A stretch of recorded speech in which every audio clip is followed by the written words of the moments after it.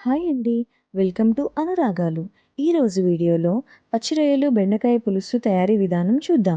మొదటగా కడాయిలో నూనె వేసి నూనె వేడయ్యాక పచ్చిమిర్చి, ఉల్లిపాయలు అలాగే కొద్దిగా కరివేపాకు వేయండి. అవి మగ్గిన తర్వాత ముందుగా క్లీన్ చేసి పెట్టుకున్న రొయ్యలను వేసి కలపండి. 5 నిమిషాల తర్వాత 1 స్పూన్ పసుపు, 2 స్పూన్ల ఉప్పు వేసి కలపండి. తరువాత 2 స్పూన్ల అల్లం వెల్లుల్లి పేస్ట్ వేసి అల్లం వెల్లుల్లి పేస్ట్ పచ్చివాసన పోయే వరకు వేయించండి. తర్వాత 3 టమాటోలు చిన్నగా కట్ చేసి వేసుకోండి. టమాటా మగ్గిన తర్వాత 10-12 బెండకాయలు నేను వీడియోలో చూపించిన విధంగా కట్ చేసి వేసుకోండి.